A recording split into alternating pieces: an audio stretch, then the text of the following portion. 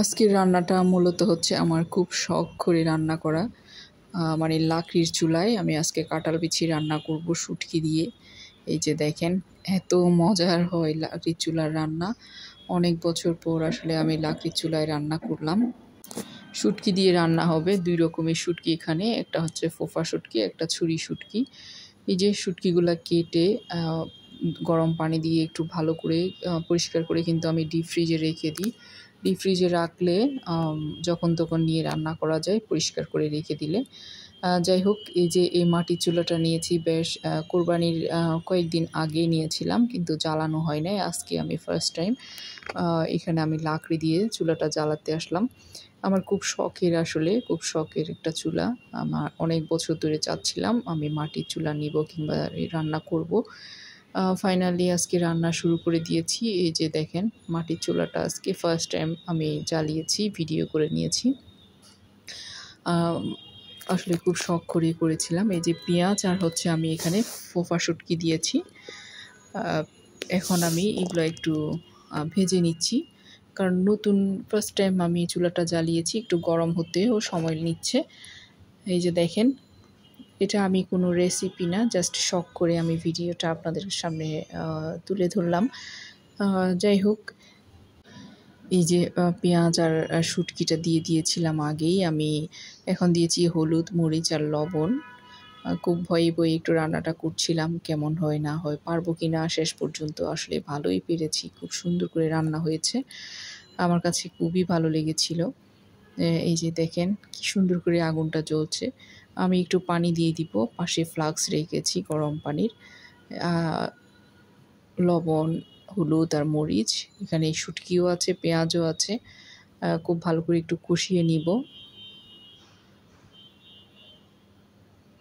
আমি পুরা রেসিপিটা, রান্নাটা আমিই করেছি নিজেই, খুবই ভালো লেগেছিল আমার কাছে। আমি এখন থেকে অনেক অনেক রেসিপি করব এই মাটির চুলাতে। এই যে একটু ফ্লাক্স থেকে গরম পানি দিয়েছি, এখন একটু মশলাটা কষিয়ে নিব।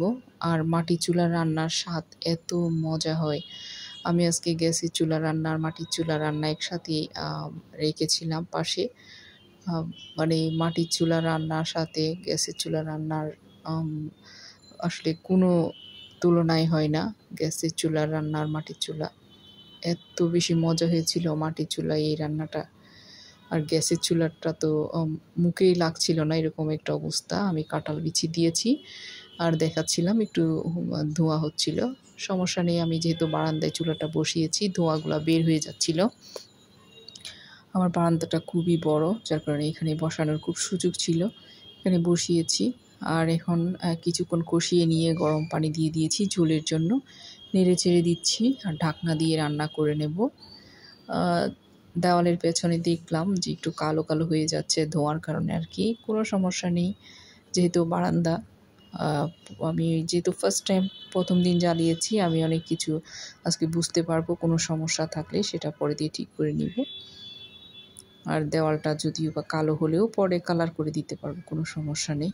যাই হোক, আমি রান্নাও করছিলাম, নেড়ে চেড়েও দিচ্ছিলাম, আর কি সুন্দর করে চুলাটা জ্বলছে সেটাও দেখাচ্ছিলাম আপনাদেরকে ভিডিওতে।